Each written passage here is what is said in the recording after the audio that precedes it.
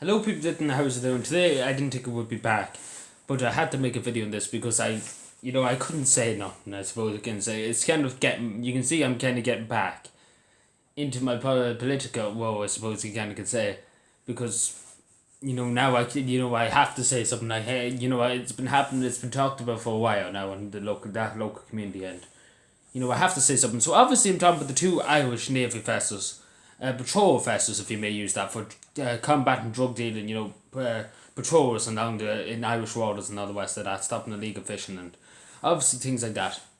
But you want to know something? They've been docked up for a long, long time now because of manpower shortage. And guess who I blame for that? I blame Leo Varadkar. I blame Michael Higgins too. And I blame the Minister for the Feds, who just sits in his office and he does nothing. He really does nothing. Like the Department of the Feds, whatever, you think he's won the quest, to be honest, because he might as well won a quest, because I wouldn't even put him in charge of a quest, to be honest, because he probably burned that to the ground the same as he done with the army. Like Leo Varadkar too, they burned it to the ground, and Michael Higgins is no better. Like he spoke about the Defence Forces pay. He spoke about it, and he spoke about it, but he didn't do anything. He was Commander in Chief of the Defence Forces. If that was me, I'd be up in Leo Varadkar's face and I'd be saying, do something or I get rid of you. Which he has the power. I'm sure the president has the power in the constitution. As far as I know, he has the power to say to the government, I don't have confidence in you. But obviously, the moment in time, there's no government technically.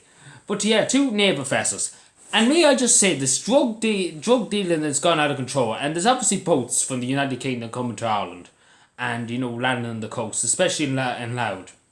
These drug gangs, these tug gangs, in other words, from Dublin and from other places. I'm not just picking out Dublin. Across the country, there's drug gangs, and they're getting drugs in by sea. And we haven't got patrol vessels. The guards have a small, fleet of small Garda boats, but that's nothing. These are big military, big armed guns. Like these drug gangs wouldn't want to take them on because they are, heavily armed, and they do have big turrets, 25mm guns, which is not a nice thing to be hit with, to be honest, with a boat. Which has no 25mm gun. But two of them. Yeah, two boats. Yeah, how about just dock them in a port and just leave them there? It's not like that we need them, to be honest. It's not like that we need them. And I'm being very sarcastic there because we do need them. We need them to just, what I would have wanted them to do. And I'd say this, just blow one drug dealing boat to bring drugs into Ireland, say from United Kingdom, say to come from Manchester and Liverpool, let's just say Liverpool. And bringing over drugs from Liverpool, let's just say in a boat, and the Irish Navy just blow it out of the water and kill whoever's on it and just blow it up into bits. That wouldn't deter people. That wouldn't make people tick before they do it. That's probably what they would have done in other countries. Instead, they just blow you out of the water, which would probably stop a lot of it if they knew the Irish Navy were going to engage. People that were doing that. That would be, that would stop it very quickly. But apparently this government has other ideas and just let drug dealers run wild around the country. And, it's not helping. We only have a small fleet. Ireland should have a bigger fleet of ships, obviously, because we are an island nation. We should have a decent-sized navy. Just because we are an island. It's not like we land, let's say let's just take, for example, Norway or Sweden. They are attached to countries. They don't really need much of a navy. But, Ireland does need a bit of a navy. And, having patrol vessels docked in port, that the taxpayers spent so much money on, getting and building. It's a ridiculous thing to have it docked in port and just be like, we're not going to use them. We just couldn't be bothered. And then they just say, 44 members of the Irish Navy have left because of these two ships being docked, obviously. And I wouldn't blame them. They're probably standing in port and they don't have anything to do. And obviously they didn't join the Navy. And as I was reading the article about it, they're highly trained. Like, some of them have 22 years experience in the Navy. And you can't get that out of a new recruit that's, only 2 years training in the Irish Navy and just thrown onto a ship and hasn't got a clue. No unfairness, I'm sure if they'd kick me on a ship, I would need a bit of training, need a bit of experience. Like, one person they met has 22 years experience. And before that he was a fisherman. He comes from an island off the coast of Galway. Like, he has the idea what he knows what he's doing. And you know what, and I would blame him. He left the Navy and he paid his way out of the Navy and he's gone to join, would you like to know, he's gone to join the Royal Navy. Something that, that they are desperate in the United Kingdom for troops and for, seamen. Because obviously they are trying to build up the fleet again, the Royal Navy. And obviously they're getting a huge amount of funding for it too.